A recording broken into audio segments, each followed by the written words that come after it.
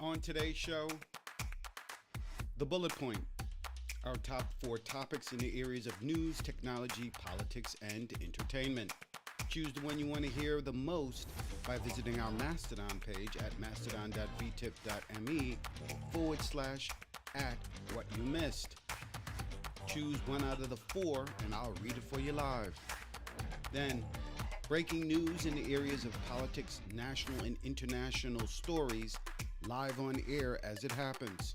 Plus, the most interesting articles I can find from the Washington Post, CNBC, Variety, Business Insider, The Hollywood Reporter, and more.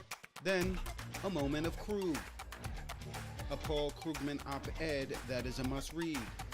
All of that and what you may have missed in the news today. Stay tuned.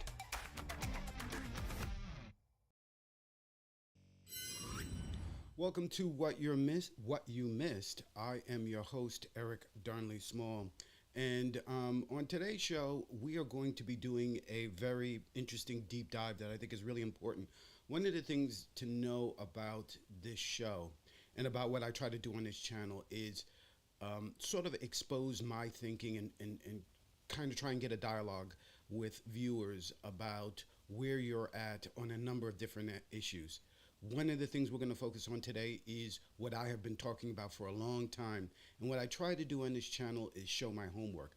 I want you guys to know where I think, what I think about these things, and where I'm getting my information from, what my thinking is on it, where it comes from, and hopefully shed some light, maybe educate you, maybe you can educate me, and so forth. And today, I am going back to what I've been talking about a long time. The media, the mainstream media, and the narrative that's out there right now is that we are in a fight for democracy. And while that might be true, what is happening is we're in the midst of a civil war in the GOP, the Republican Party. And because we're in the midst of a civil war, my feeling strongly is, because the narrative is going to be, if Donald Trump wins, is that African Americans voted for him, Hispanics came out and voted for him at higher numbers, etc. So the blame is going to be put on Democrats. It's going to be put on young voters who didn't come out because they don't like, for instance, the fact that he didn't do anything on student debt relief. They're going to vote on Muslims who decided to stay home because they didn't like the policy on Gaza, right? And of course, that narrative is going to be false. The truth of the matter is that the country is going to fall into autocracy under Donald Trump because white males did it. Because the Republican Party, which is overrepresentative amongst white males, decided that it was time to turn this country into an autocratic country because democracy was no longer working for them. That is the reason. The Republican Party, which has paid footsie with the conservative movement, with the white nationalist movement, has overreached, and it has now seen its party destroyed by these people, and it is their fault. This is the reason. If the country falls into autocracy under Donald Trump, it is the fault of the Republican Party and specifically the conservative movement. And I want to get into that, but of course I want to first remind you guys that this show streams live Mondays, 10:30 a.m. Eastern Standard Time. I try to do it every Monday. I think I'm getting closer and closer to that goal, and I think that we will have clips to show you during the show, but during the week. But if you want to see this live and communicate with me on the chat or whatever, that's the way to do it. In addition, I am going to read articles today. That is my homework, that I'm showing you why I believe the things that I believe, like that I believe that we're in a civil war. You can find full articles in our Mastodon at mastodon.vtip.me/at what you missed. Let me show that again. Mastodon.vtip.me/at what you missed. You'll see the full articles. You can reply back to it. Mastodon, for those people who don't know, is a Twitter clone. It looks exactly like Twitter. I've not seen any real difference in terms of the look and style. So if you guys like Twitter, which I'm sure everyone does, you will love Mastodon. So with all that said, let me get into it. And I'm going to begin today's show with an article, a double dose of the moment of Krug, because I really am liking the way that this all works out. And again, I sort of, if you have seen this before, I'm going to be repeating myself a lot. But I think it's important. It's important to reemphasize what is going on today and that this is nothing new. This is only the natural conclusion for a country that, after the civil rights movement, in my view, the generation that came after the civil rights movement, my generation known as Gen Xers, they today have decided that the success of the civil rights movement is too much for them. White males did. And they have decided that democracy is not worth saving and it's time to undo it. But this didn't just begin with Donald Trump. Again, the major narrative, particularly from Never Trumpers, is that this party was doing fine prior to this, that it's not until Donald Trump came along that all of a sudden things went south. That is a lie. That is not the case. This party was in trouble long ago. I would say personally it goes back to Ronald Reagan. There's actually, I think, a YouTube video that says how Ronald Reagan ruined everything. But that is my view. I believe that it is Ronald Reagan who created this. But certainly Newt Gingrich during Bill Clinton's time as president was the beginning of the end if it wasn't under Reagan. So let me go into this. And I just want to remind people, just in case you don't know, Paul Krugman, he is an economist. He is a Nobel Pulitzer Prize winning economist. He is on the left of the spectrum. And let me, one of the things is about this channel and about me is I tend to sort of pontificate for a while. I sort of go off topic, but anyone who is coming to this video new, coming to this channel new, I don't know how much you guys know about these people. So I'm sort of trying to condense everything and I end up running out of time. I'm already 12 minutes in, I haven't even gotten into it, but I just want to say, just for those people who don't know, Paul Krugman is more leans to the liberal side. He's a Democratic, someone who consults with Democrats, usually liberal progressives. I've said before on this channel that Ronald Reagan created the modern conservative movement that is under assault. Ronald Reagan famously did it by building a coalition. That coalition was most famously referred to as a three-legged stool. That three-legged stool was, as if you can imagine, a stool with three legs. One leg was the Hawks, who are now have been ostracized and thrown out of the party. They're the Lincoln Project people. John McCain's of the world, Liz Cheney's of the world, they're the Hawks. The next was the evangelicals, which are now the Christian nationalists, which have consumed the party. They are the Donald Trump base. And there is the economic or business, pro-business end of it. That was Milton Friedman. That is a party that was about tax cuts, spur growth. You'll find there's something called the Laffer curve. For you guys who don't know, you can go to Wikipedia and look at these things. Art Laffer. This is a guy who famously decided or put out there that when you cut taxes, it spurs growth. That has been debunked. It has been debunked for decades, and it still comes back. Paul Krugman calls that a zombie idea because you keep killing it and it keeps coming back. But he's of that ilk. So Milton Friedman, Laffer. Today you would have Steve Forbes would be a part of that. You would have Stephen Moore, I think is still out there, as a part of that group. And of course anyone in business, corporate America. So the Koch brothers, the Elon Musk today, Bill Ackman today, all of these right wingers that have been around for years. Those guys lean in that direction. On the left, you have folks like Paul Krugman. You have, I think Stiglitz, I can't think of his first name right now.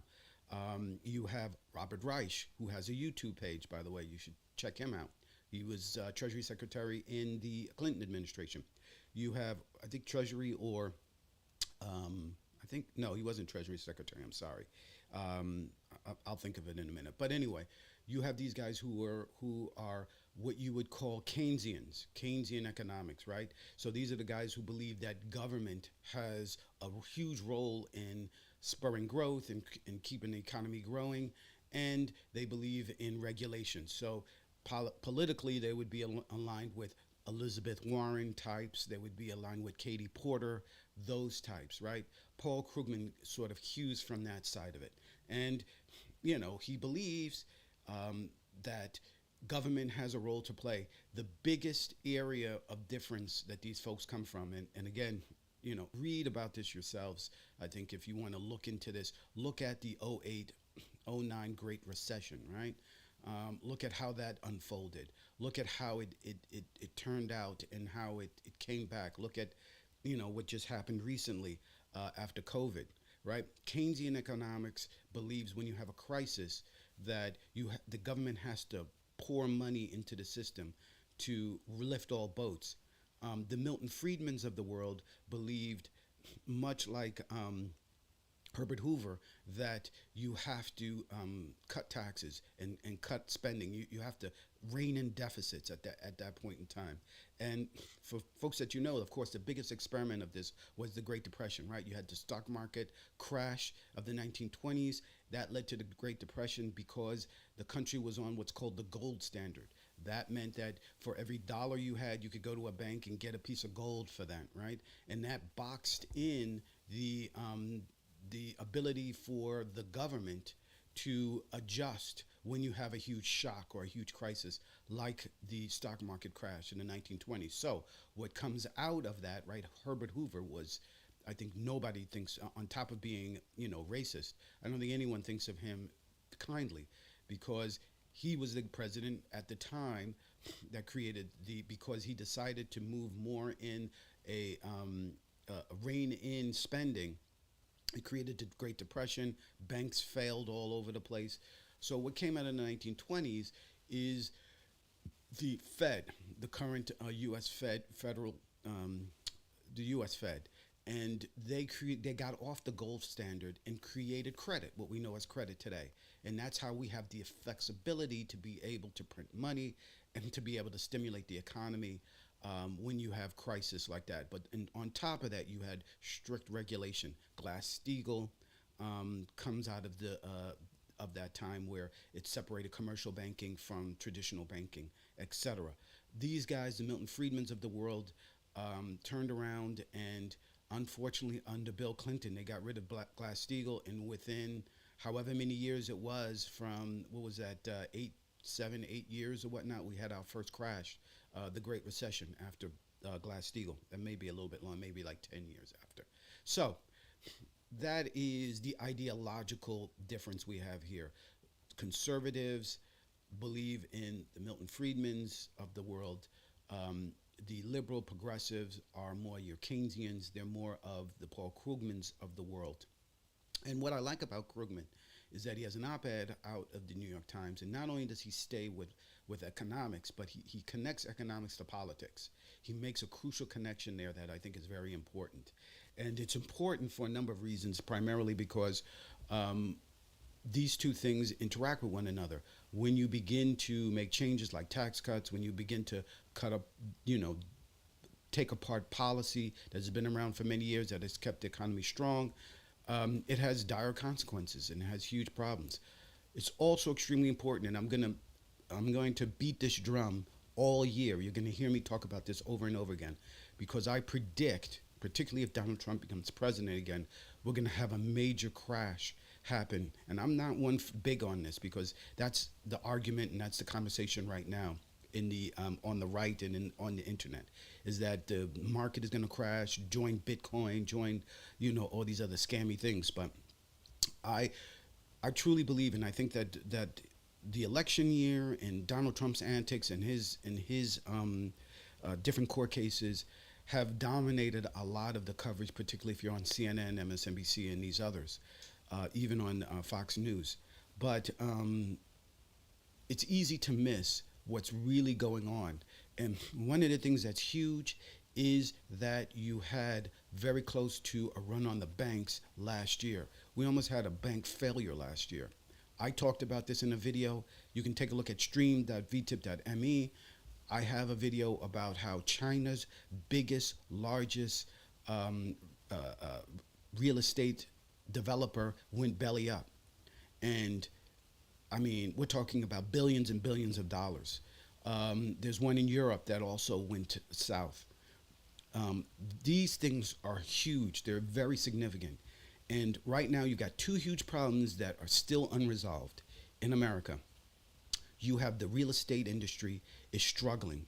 Or I should say, commercial real estate is struggling. And if you look at the video that I have both on YouTube and on stream.vtip.me, you'll see that Janet Yellen was in front of the committee. No one wants to talk about it. No one talks about it because the House is such a mess. But Janet Yellen was asked questions about what is going on with commercial real estate. There could be a huge crash coming. And in addition, you have, if that goes under, the banking once again is gonna suffer because banking and real estate are connected. How do most real estate developers get their money? Through banks. If the real estate developers go under, the banks take the loss and they start to suffer, and you start seeing run on banks and etc. And my biggest concern is a Donald Trump who doesn't give a crap about anything is going to start taking apart, because we know Donald Trump and his biggest acolyte, um, I can't think of his name right now, but we know Stephen Miller, but yeah, I'll think of it in a minute. They're about taking a part of the administrative state. Neil Gorsuch is another one that wants to do that. They've already gone after the CFPB, right? So they want to create a situation where they want to neuter the administrative state. And by doing that, by reining in the administrative state, when a shock like that happens, they're going to be paralyzed. They're not going to be able to address these issues. So it is very important to be aware of these things. And I'm going to keep a close eye on that. And if you guys want to also keep a close eye, you want to send me some information, again, the Mastodon is where you need to go, which I had up earlier, mastodon.vtip.me/@what-you-missed. Put links to any videos, messages, and all on there. So let me get to today's today's show, because I've got a lot to talk about and I am already way behind. But so here, Krugman talks about one of the things that is concerning him, and this is there's going to be back-to-back moments of Krug today. Two stories I want him to talk about. And one, he goes into stuck ships and supply chain inflation. And he says in this article that, and again, you can find the full article. This will not, anyone who's been to this channel knows that I do not do the full article here. These are clips. You can read the full article in the Mastodon, but there will be a link to it. But it says, it has been a week since the Dali, a container ship, struck the Francis Scott Key Bridge in Baltimore. It's still stuck there, and the images remain amazing, in part because the vessel is so huge compared to what's left of the bridge. How could planners not have realized that operating superships in the harbor's confined waters posed a risk? And with the ship and pieces of the bridge blocking the harbor entry, the port of Baltimore remains closed. How big a deal is that for the economy? Well, it would have been quite a big deal if it had happened in late 2021 or early 2022, when global supply chains were under a lot of pressure. Remember, when all of those ships were streaming back and forth in front of Los Angeles waiting for a berth. It's less important now. Pre-Dali, Baltimore was only the 17th busy U.S. port, and there's apparently enough spare capacity that most of the cargoes that would normally have passed through Baltimore can be diverted to other East Coast ports. The Dali is no Ever Given, the ship that blocked the Suez Canal when it ran aground in 2021. Elsewhere, the Houthis have been firing missiles at ships entering or leaving the Red Sea, that is, heading to or from the Suez Canal. Presumably, as a result of these and other problems, the New York Fed widely cited index of global supply chain pressure While still not flashing red lights, it was showing in the winter of 2021 2022 has worsened significantly since last August. And given what we know about the cause of the inflation surge of 2021 2022, this worsening makes me a bit nervous. If you think supply chain disruptions were the main driver of inflation and the easing of these disruptions the main driver of disinflation, you have you have to be worried about the effects of a renewed worsening of the supply chain situation. Now, supply chain problems today aren't remotely as bad as they were in 2021 2022. If the Dali disaster had occurred back then, it really would have been a collapsed bridge too far. At least according to the New York Fed measure, we've actually been experiencing a stretch of below normal supply pressure. And all of that has happened as a return to normal. This might not have been much adverse effect on inflation, but I'm not as sure about this as I'd like to be. Supply chains are making me nervous again. So this is a warning that we could be in a situation where the supply chains get worse and we end up in an inflation type situation. And that's going to be bad for Joe Biden, of course. And because it's bad for Joe Biden, it's going to be bad for America and the election. But let's hope that that's not the case. But let's just be clear that one of the things that Paul Krugman is talking about is that, number one, the economy is doing great. We're pulling out of inflation and things are looking beautiful. Number two, crap happens. And when crap like this happens, in addition to all these other things, like because of what's happening in Gaza, Houthis have decided that they're going to start attacking ships in the Red Sea. That's not good. And what might happen, and I think is very possible in his mind, is that these things are going to build on top of one another to give us a supply chain shock that is going to have an adverse effect and is going to cause inflation to rise once again.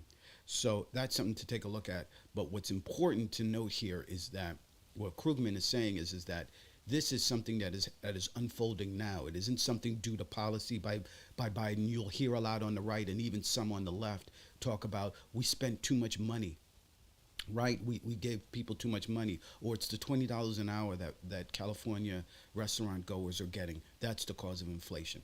No, it is what's happening right now in the Suez Canal, what's happening in Baltimore, and what could happen down the line.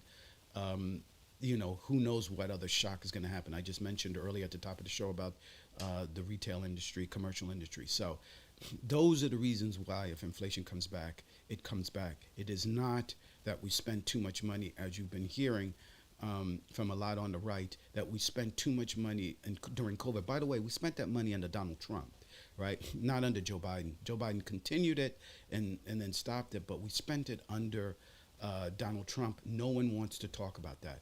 But it's important to remember what is really going on. Will MAGA Republicans block Baltimore's rebuilding? So here is the second article here, and I think it's fascinating because it just delves a little bit more into what I really want to talk about today. And this is from New York Times, of course, April 2nd, 2024. So it starts. Soon after the huge container ship struck Baltimore's Francis Scott Key, bringing it down, President Biden pledged that the federal government would, quote, pay the entire cost of the reconstructing the bridge. This would clearly be the right thing to do, not just to help the state of Maryland, but also to limit the economic damage from a disaster that has blocked both a major road artery and a major port. Among other things, the Port of Baltimore plays a key role in both exports of coal and trade in farm and construction equipment. So the bridge disaster will have direct adverse effects on the heartland as well as the East Coast. And if America were still the same country that enacted the Federal Aid Highway Act of 1956, passed with overwhelming bipartisan support in Congress and signed into law by the Republican president, which gave rise to our interstate system, there would be little question that Congress would approve funding soon after it returns from Easter recess. But we aren't that country anymore. Biden will probably be able to get the funds for rebuilding, but it's by no means a sure thing. The rise of MAGA Republicans is only part of the problem.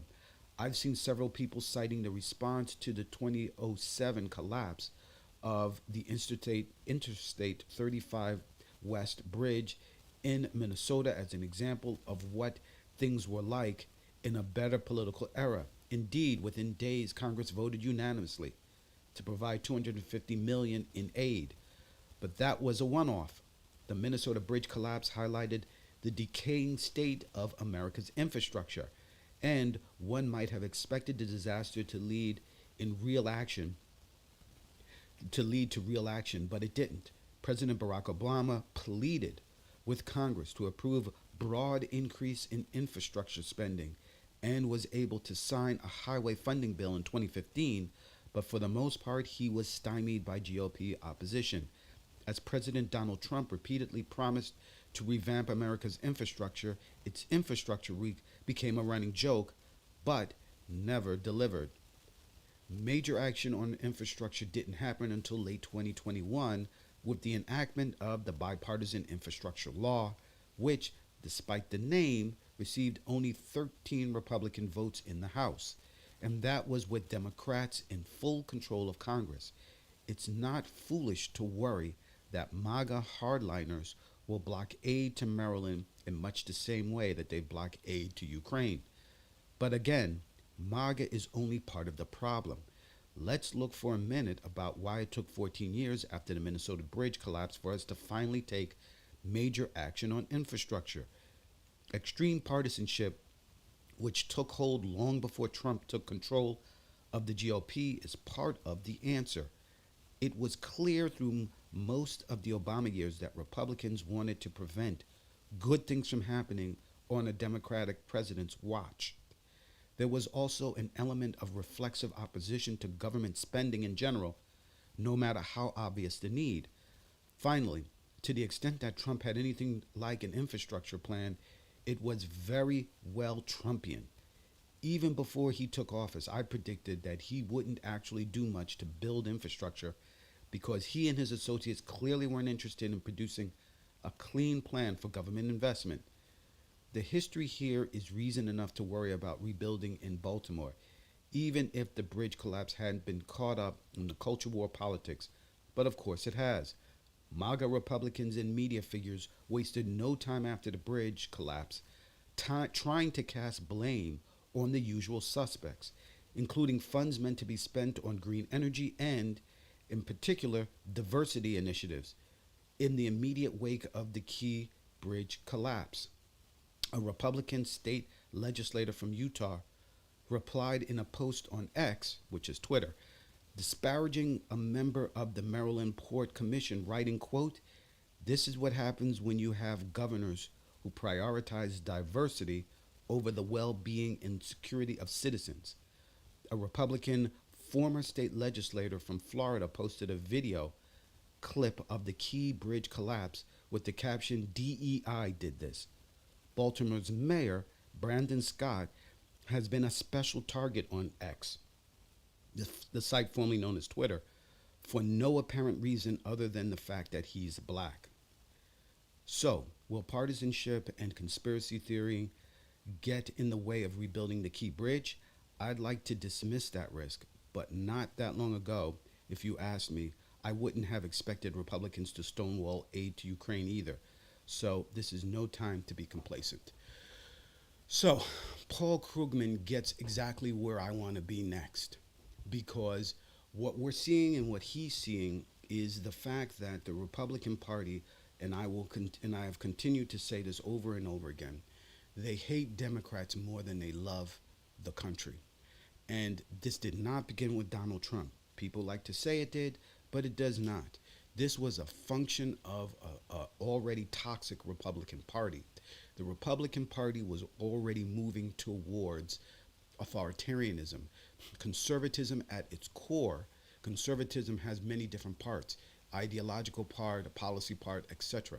At its core, it has white nationalism. And at the core of white nationalism is fascism. And when you have drunk the Kool-Aid like they have, because Donald Trump said if we get everyone out to vote, Republicans will lose.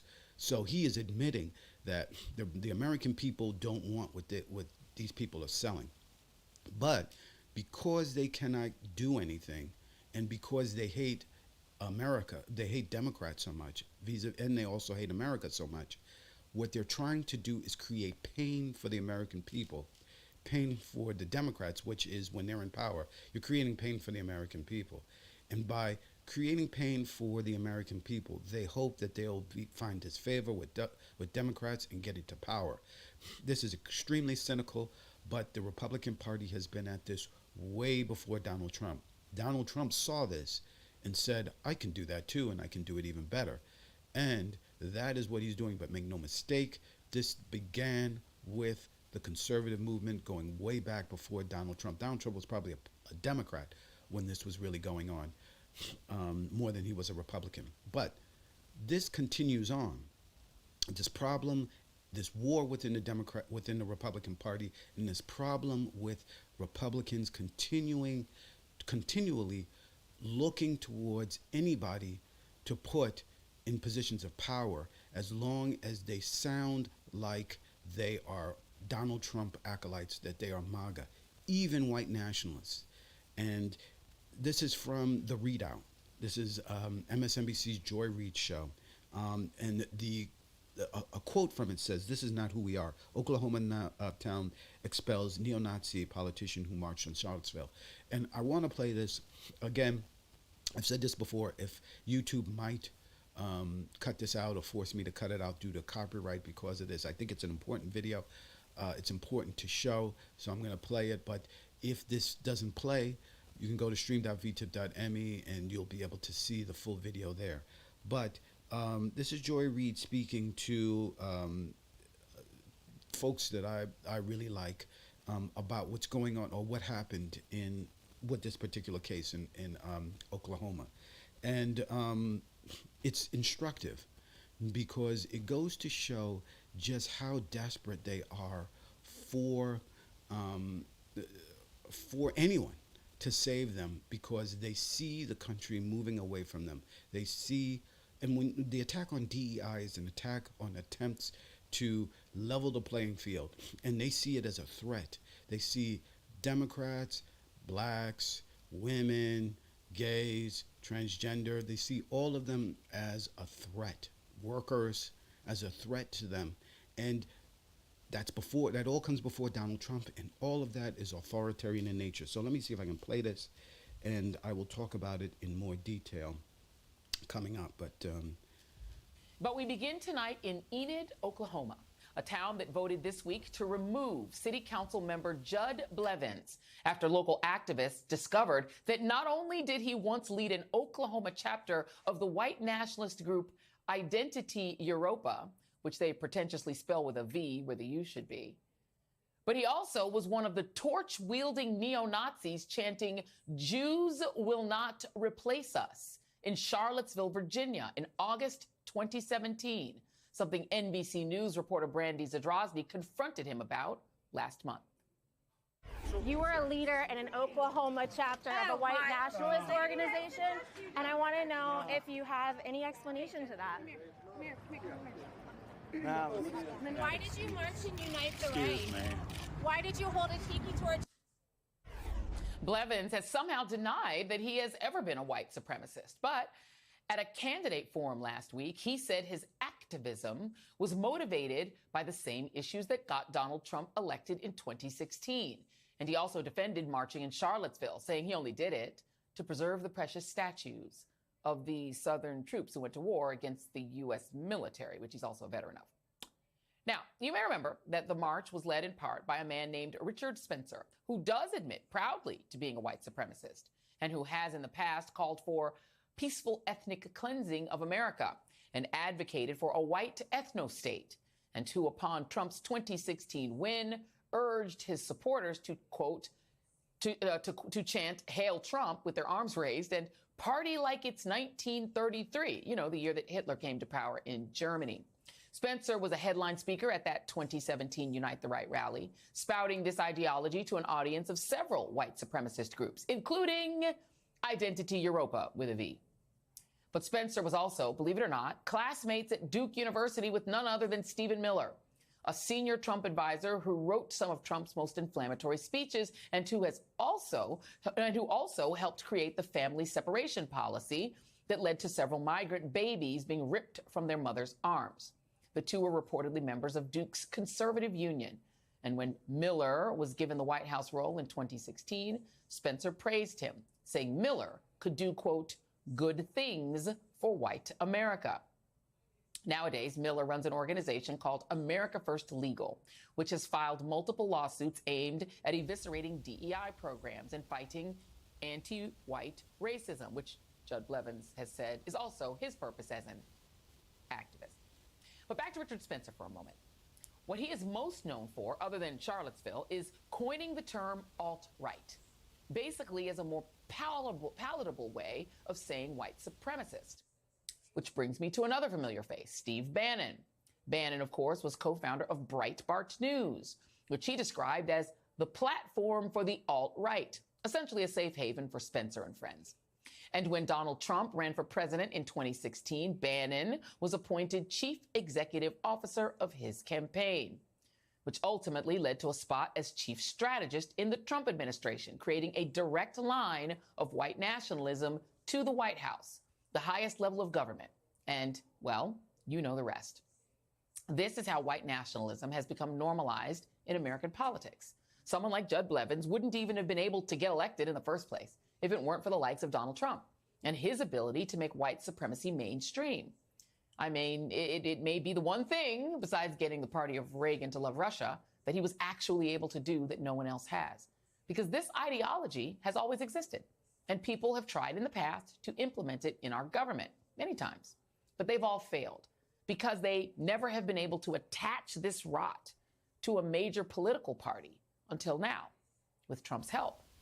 And with his help, white nationalism has grafted itself onto the Republican Party with almost zero resistance from Republicans. Republicans just let it happen. And because of that utter cowardice, they have allowed Richard Spencer's dream to become a reality.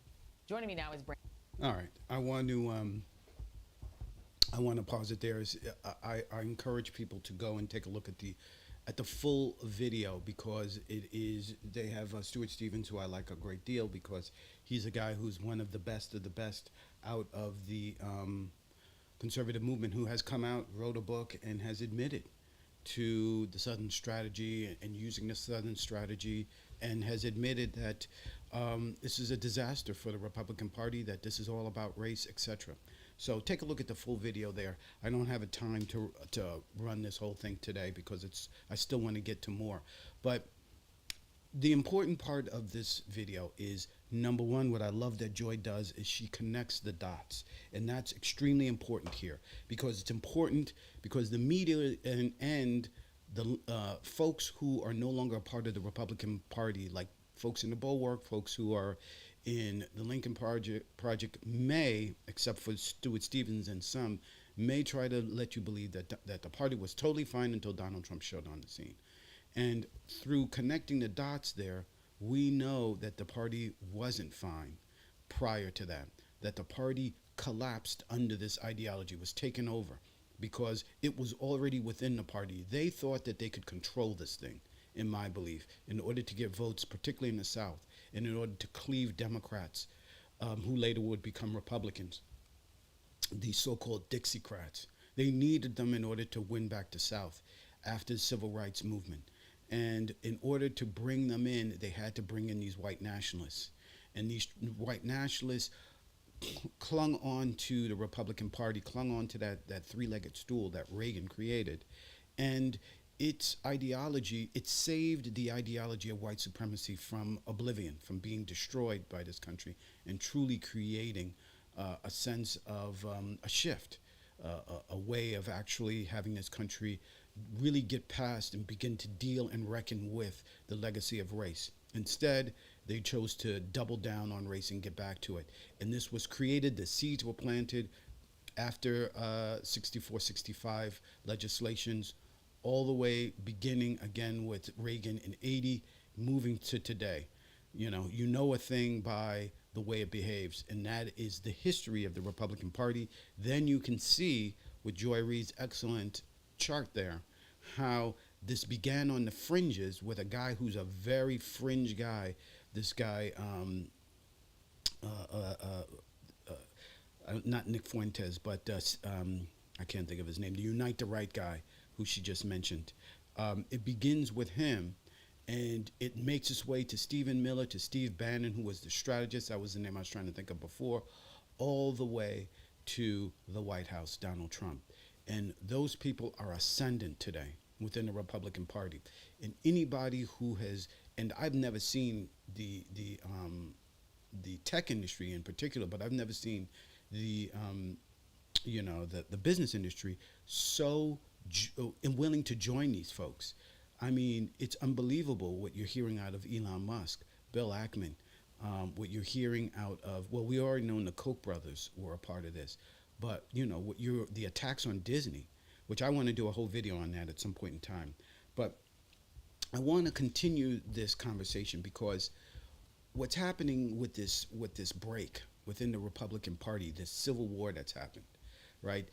Joy Reid has lined out perfectly just how Donald Trump, how the fringes became a part of the administration. And by the way, we've never seen this before except with white supremacy. That's one reason why we know that America is institutionally racist. It's not just that we have had racist people, that there are a couple of racists out there and we can control them. No, this is an addiction within America. This is something that is to the heart, to the core of America, because there is no way in the world that you could have, for instance, somebody who believed in, that the white man is the devil and we need to destroy them because of what they've done. There's no way that person could make it all the way to the biggest power, to President of the United States. I mean, it's inconceivable. Number one, because that's not something that anyone of color has ever wanted to do. But number two, the country wouldn't allow it. It would completely stop. Both parties would stop it. But so what you're seeing here is this fight racially, white nationalism versus traditional republicanism, or versus attempts to undo DEI, the attempts to address the issues of race, right? This comes, the Tea Party, this comes after Barack Obama. That's what brings them more ascendant. They start coming into power. The Tea Party is where this whole thing shifts, and you start seeing a shot in the arm on the side of white supremacists. Donald Trump just grabs the ball and runs with it. But also a part of this is anti-Semitism. And this is an article, this is out of the New Republic. And the New Republic is I think a British newspaper, begins in Europe, in the UK, but they have a branch here in the US, and it's an op-ed. But they go into this very interesting, it says the right-wing influencers are fighting over what it means to be white. Candace Owens' bitter split with Ben Shapiro and the rise of Christ is King as an anti-Semitic troll reveals just how weird things have gotten among very conservative, very online conservatives. And it goes into this very fascinating thing that appears to be happening on the right amongst influencers. You would think these are amongst people who are all are in the same boat. They're all rowing the same direction, that they're all allies. But the white nationalist part of this cannot keep from going after Jews. They just cannot do it. And anybody who really knows the white nationalist movement, the Christian nationalist movement, I should say, which is part of white nationalism, but it has the Christian aspect to it. Anyone who knows it knows that their love of Judaism, or attempts to get Jews back to Israel, has biblical connections to it, and they think that they can get God to do what they want him to do, to have the Messiah return, Christ return, and kill all their enemies, and take out Jews as well. convert them to Christianity or die. So they're trying to use Judaism, those who are allies with Israel on what's going on in Gaza and whatnot. But what you have happening here in this particular case, which is interesting, is the attempts to find allies amongst Jewish people who are willing to give Joe Biden a hard way to go if he does not support Israel. The idea of supporting Israel that is on the Christian right, and people who hate Judaism, and people who love Donald Trump, support Donald Trump, but are anti-Semitic, they're at war within their own party. And it's coming out amongst these folks here in the Daily Wire. And it says the very online trolls in the American right have made a habit of turning innocuous things into messages of hate. The okay hand gesture was ruined thus, as was a cartoon green frog. Now respectable Christians might think twice about saying aloud a simple tenet of their religion, Christ is King. And this is from the New Republic Online. It's April 3rd, op-ed by Audrey Claire Farley. And it says they can blame Candace Owens while Christ is King was co-opted years ago by white nationalist Nick Fuentes and his Groyper movement, who employed it as an anti-Semitic dog whistle. This twisted usage only broke into mainstream discourse last week among Owens' bitter public split with Ben Shapiro's The Daily Wire over her increasing promotion of anti-Semitic conspiracy theories. On the surface, this falling out suggests that some prominent conservatives have an uncrossable line when it comes to hate speech, at least against Jews. But the tsunami of support for Owens, the platforming of anti-Semitism by other mainstream conservatives, and the ostentatious praise of or conversion to Christianity by white nationalists and incel types reveal quite the opposite. Right-wing influencers are actually breaking ranks with Jews amid a growing rift about what it means to be white and who gets to claim the badge. Let me just also just reiterate what the battle lines are, or what the alliance is, right? You have on one side Christians who want Jews back in Israel because it's a part of biblical prophecy. On the other hand, you have anti-Semites who are a part of the white nationalist movement, always have been. They hate Jews. They want to see Jews burned because they believe that the Jewish people killed Christ, killed their God, and they hate Jews because of it. Yet, they're Donald Trump supporters who is supported by the GOP, which is a part of the Christian nationalist movement, right? Does all of that make sense? I don't know if that completely can come through. I mean, I might have to do a whole episode on just that in another video. But this coalition is fraught from the beginning, because it was only a matter of time. This thing could never really survive. But it's only a matter of time because both sides really don't have what is best for Jews, and certainly not what's best for the nation of Israel. And more importantly, the folks in Israel know that, right? They're not stupid. They know exactly what's going on the political right in the GOP here. But they're willing to create bedfellows because the right is willing to arm them and is willing to give them the military aid that they need.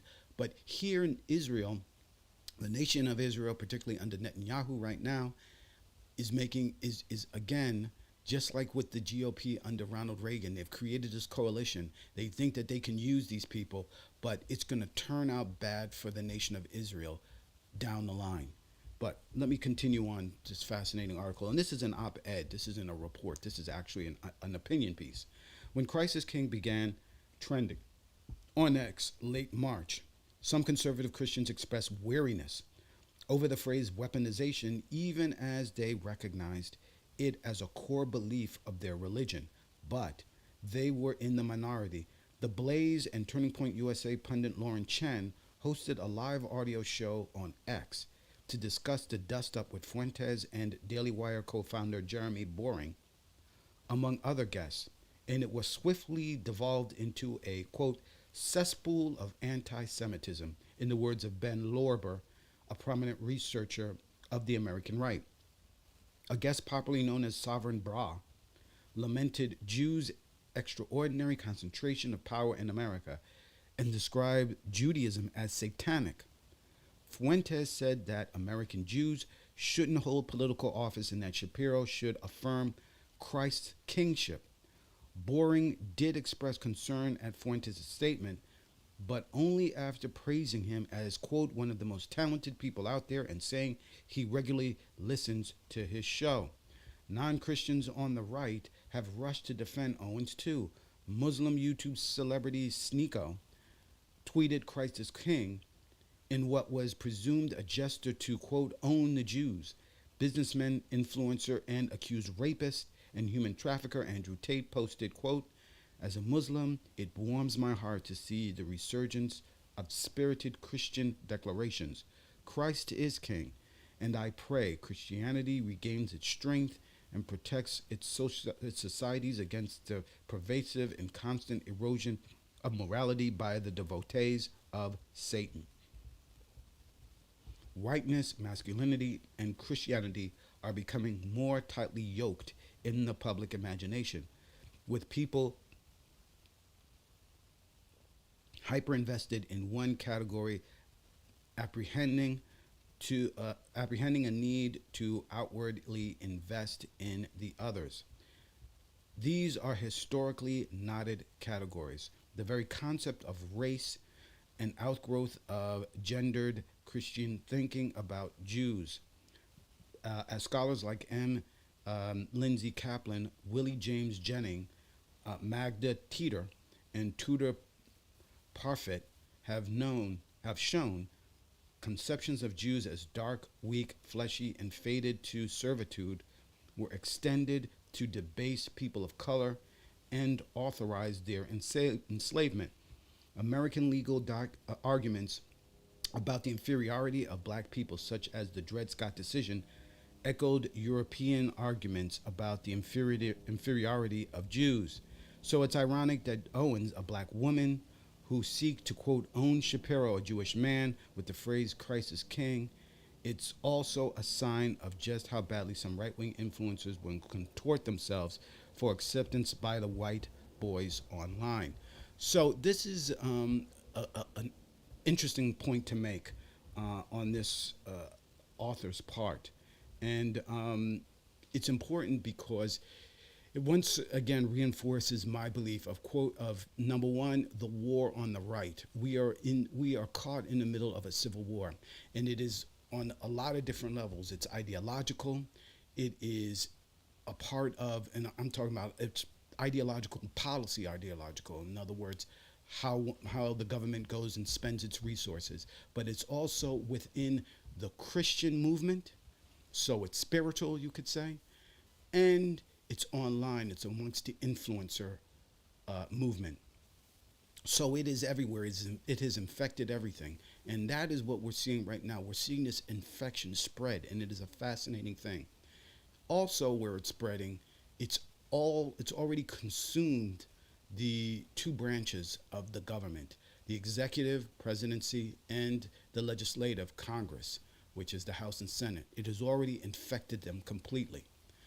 Now we're starting to see it infect the judicial branch.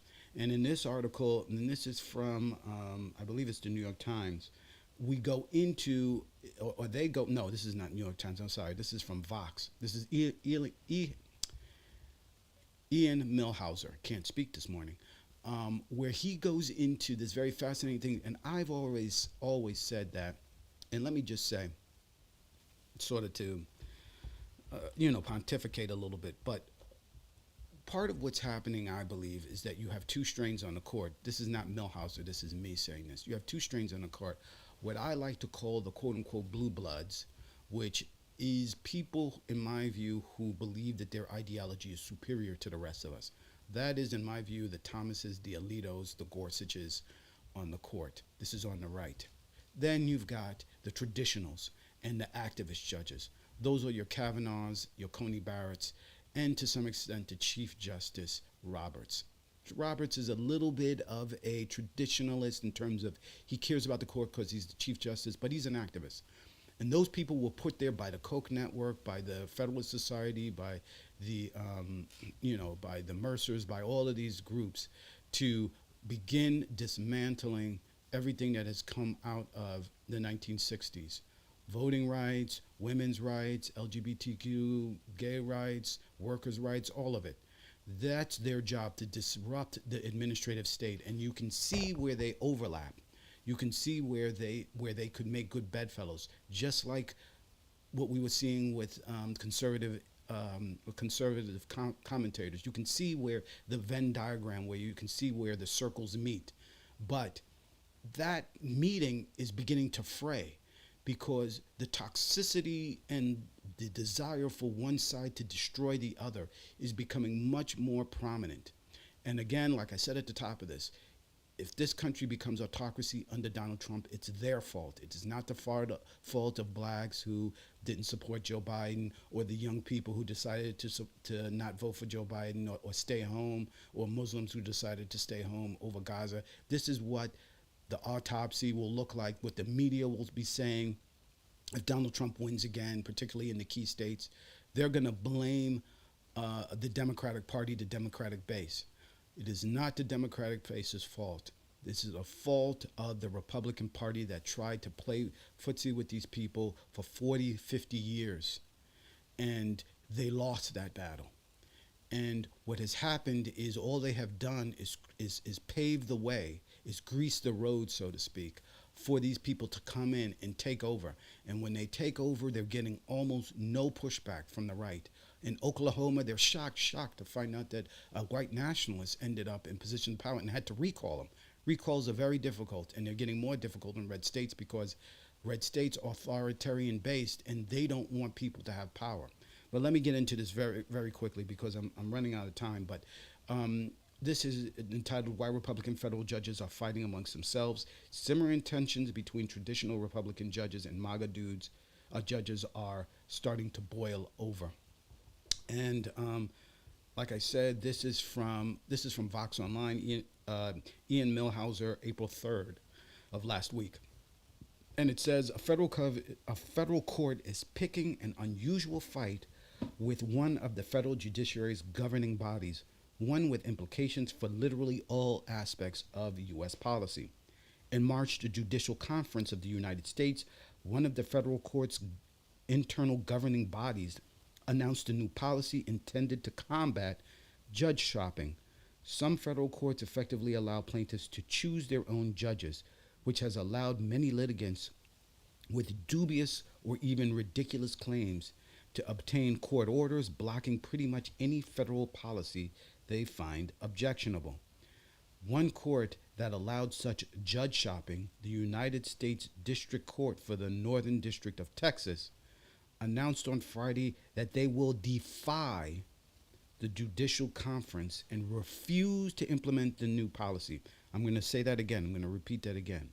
One court that allowed such judge shopping, the United States District Court for the Northern District of Texas, announced on Friday that they will defy the Judicial Conference and refuse to implement the new policy. This defiance, if allowed to stand, would render the Judicial Conference new policy virtually useless, as the Northern District of Texas is the locus of the nation's worst problem with judge shopping. So let me be clear here on what Millhauser is reporting. We have in Texas, and Greg Abbott, the governor, is defying the executive branch, Joe Biden, with respect to the border. And we know one of the reasons why this thing is happening with the border and Abbott is because they have decided, Texas has decided, that it wants to be a sovereign state, and that the governor is more in charge of America's border around Texas than the president of the United States. And they are in defiance, in a number of cases, of judicial orders. This is so dangerous. This is what got us into the Civil War, because it's called nullification. And we are beginning to see more and more red states decide to nullify, and by that I mean ignore federal law, and decide that their state law should be supreme over the federal law because they feel that they're more in alignment with the Constitution, completely throwing out the rule of law. And this is Texas today, but this is going on and on and on and on throughout a number of red states. Mississippi, Arizona wants to do something like this. North Dakota has talked about. I mean, it's all over the place in the right. This is incredibly dangerous. And when we talk about what things could look like going forward, even if Donald Trump doesn't become president, right? Let's take Donald Trump out of the equation and just say Donald Trump is let's say he's defeated and Joe Biden gets another 4 years. Though Joe Biden can spend the 4 years that comes fighting to keep these countries from seceding and fighting to keep them to adhere to federal law, because the judiciary doesn't have any power to compel a state to do anything. They're going to ask the Justice Department to compel them. And that's where things go bad. Dred Scott is the spark that lit the Civil War, and that was because the states, the southern states, would not give up their desire to spread slavery. And they wanted to be able to cross lines and be able to get slaves that have fled their state level laws to new states, and they wanted to be able to go into other states and exercise state laws that don't apply in those states. This is what is happening here. They have decided that they want to start ignoring what other groups, and this is not in this case what Joe Biden is saying, this is what the judiciary, an arm of the judiciary is saying, you must comply. And they're saying they're not going to make us, basically. Among the other things, getting back to the article, among other things, the fact that many right-wing plaintiffs can select Judge Matthew Kacsmaryk to hear their lawsuits has turned this obscure Trump appointee to the Texas federal court into one of the most powerful public officials in the country. Kacsmaryk is one of, and this is me talking now, this is me editorializing, this is not Milhauser, but Kacsmaryk is one of these guys who is going to go down in history, along with, you know, the I don't know who was the head of the Supreme Court during Dred Scott, but he's going to go along in the history lines, particularly if things really get bad, along with those guys, because this is a guy who is one of the biggest activists there is out there, and he is doing things that are totally unconstitutional, that are ignoring precedent, and ignoring anything that he feels. He's making decisions that a single judge can't do. And even conservatives are saying this, which I'll get into. I don't know if it's in this article, but in the next article that I'll have to talk about another time. Even they're aghast at what this one judge is doing. But what's important here to note is that Kacsmaryk doesn't get on the court without Mitch McConnell and the Federalist Society. So again, these guys are on the court because those guys told them to put him on the court, right? So this is collusion. This is the Republican Party is colluding. They're creating this problem. They're bringing us to where we need to be. And it didn't start with Donald Trump. It is all a part of the movement within the conservative movement on the right to do this. But moving on, going back to the article, Kacsmaryk is a former lawyer at a Christian right law firm with a long record of hostility towards LGBTQ issues, abortion, and even many forms of heterosexual sexuality. He is the judge who attempted to ban the abortion medication mifepristone, and in his brief period on the bench, he's handed down a long line of orders implementing right-wing policies on birth control, immigration, and LGBTQ discrimination. He even backed a ban on theater performances he finds objectionable. The Northern District of Texas decision to defy the judicial conference sets up what could be a very significant conflict between this far-right court and a broader federal judiciary that is controlled by more center-right judges, and it's hardly the only such conflict brewing within the federal courts. In its current term, the Supreme Court heard an unusually long list of cases arising out of the United States Court of Appeals for the Fifth Circuit, the MAGA movement's most loyal stronghold within the judiciary. At least based on oral arguments in those cases, however, it appears likely that an alliance between the court's 3 Democrats and its three least hardline Republicans will prevent the Fifth Circuit from reshaping the nation in MAGA's image. It remains to be seen how the broader judiciary and the Supreme Court in particular will react to the Northern District of Texas' insistence that anyone who wants to sabotage the Biden administration should be allowed to select Matthew Kacsmaryk as their judge. And no matter how broader judiciary reacts in the short term, lawyers like Kacsmaryk could easily find themselves in charge of the entire court system if former President Donald Trump has the opportunity to appoint more of him to the federal bench. The fact that some Republican judges are more moderate than others does not mean they are not Republicans. All 6 of the Supreme Court's Republican appointees, for example, voted to end affirmative action at nearly all universities, voted for a sweeping expansion of gun rights, back novel legal doctrines which seek to dismantle much of the federal administrative state. All of the Republican justices, except for Chief Justice John Roberts, voted to overrule Roe v. Wade, and Roberts did not so much endorse Roe as suggest that his court dismantled it more slowly. What all of these issues share in common, however, is that the Republican Party long ago reached a consensus on them. Abortion foes, gun groups, and opponents of affirmative action have long been powerful voices within the GOP.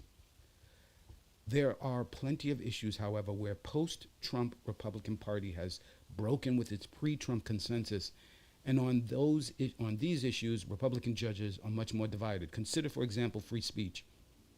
Before Trump took office over the GOP, there was a broad bipartisan consensus that even the most repugnant speech is protected by the Constitution. Thus, in United States versus Stevens in 2010, the Supreme Court struck down a poorly drafted federal law banning crush videos, fetish videos that often depicted a woman crushing an animal to death.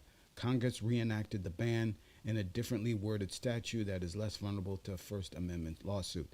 And in Snyder versus Phelps, the court sided with members of a notorious church who protested at fallen Marines' funeral with signs featuring anti-gay slurs and a message that thank God for dead soldiers. Both were 8-1 decisions with only Justice Samuel Alito in dissent. Indeed, before Trump ran for office, Republican judges generally took an even more expansive view of free speech than their Democratic colleagues. That's because Republicans typically saw the First Amendment as a vehicle to dismantle campaign finance laws, while Democrats believed that the public interest in preventing political corruption overcomes the free speech argument against such laws. When the Texas law reached the Supreme Court in 2022, however, it cleaved the Republican justices down the middle. Roberts Kavanaugh and Justice Amy Coney Barrett all voted to suspend the law, while Justices Clarence Thomas, Alito, and Neil Gorsuch voted to let it take effect. Similarly, when the court heard oral arguments last February to decide whether to permanently block these laws, Roberts, Kavanaugh, and Barrett all seemed to cling to the pre-Trump Republican position that the government should not regulate speech. Similarly, while all 6 of the court's Republicans voted in New York State Rifle and Pistol Association versus Bruin, a drastically expanded two drastically expanded gun rights, Roberts, Kavanaugh, and Barrett all appeared to recoil from Bruin's implications once they realized it could arm domestic abusers who are subject to restraining orders. Kacsmaryk's order attempting to ban mifepristone could have also forced the courts to remove thousands of medications from the market if it were upheld by lower courts, which may explain why only 2 justices, Thomas and Alito, dissented from the court's decision to block Kacsmaryk's order last year. So while the court's Republican appointees tend to see eye to eye on issues that unite Republicans, they also divide on the sort of issues where there is no GOP consensus. That means there's a meaningful divide between the judiciary's center-right and its far-right. That said, the divide could stop mattering very quickly if Trump gets to fill additional seats on the Supreme Court, while lifetime appointments allow long-serving judges like Roberts or Sutton to drive drift away from their political parties, they do nothing to prevent a sitting president from appointing new judges who share that president's views. And so, if Trump wins, he could potentially fill the bench with Kaczmaryks, destroying the relevance of holdover Republicans with more moderate views and tipping the debate in favor of far right for good. So, this is a part of this narrative that I've come up with and that I've been talking about, which is the civil war on the right. It has infected everything. It's in the political space, it's in the judicial space, it's now a part of the influencer space, and it's a part of economics. And I'm going to beat this drum over and over again on this channel. The Republican Party is in a civil war and it hates itself. It is divided within itself. And that could be good for Joe Biden. It could be bad for Joe Biden. I don't know. But for America, if Donald Trump wins and if this country falls into autocracy under Donald Trump, it is their fault. They have created this monster. They seeded the ground to create the rich soil for which this toxicity can grow. And they've lost control of this thing. It's like a weed. It's now taken over the entire garden. And they will be hard-pressed to control this thing. The other point in my last one, because I've gone over. But as I began with this with respect to Paul Krugman and his comments about the economy, Donald Trump comes in, mark my words, and I think a lot of people are so upset about what he's been talking about, what he might do in terms of his big plans. I believe very firmly that we could have an economic catastrophe happen. Again, as I talked about earlier, real estate in the commercial space is under stress. Banking is under stress internationally as well as in the U.S.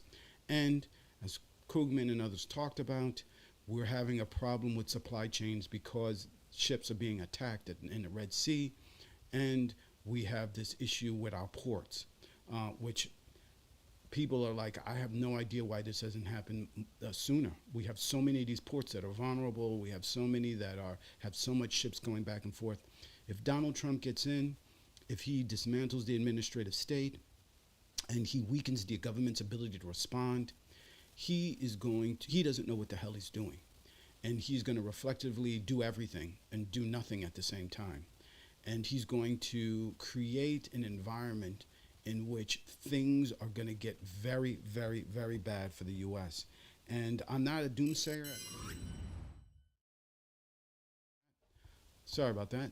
I'm not a doomsayer. I don't want bad things to happen to the U.S. I don't want bad things to happen to the country. But I have a big feeling that Donald Trump administration is going to suffer from many, many shocks that are going to happen. And because he's going to have, and these judges are going to have dismantled the ability for the government to respond, it could be very, very bad. I hate to end this on a dire note, but I think that people need to be aware and need to be cognizant and need to pay attention.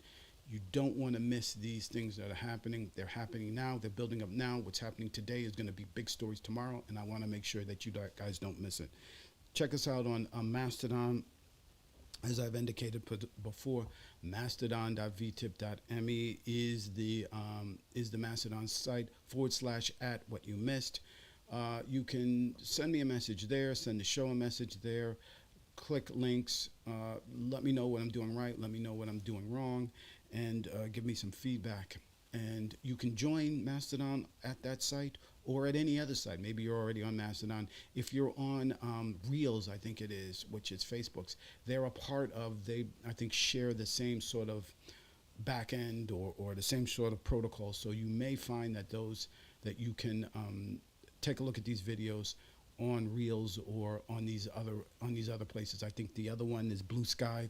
It also is connected with Mastodon on the back end, so you may be able to, with that account, be able to join this account as well. I hope you have a great rest of your day, and I will see you next Monday, 10:30 a.m. Eastern Standard Time. Take care.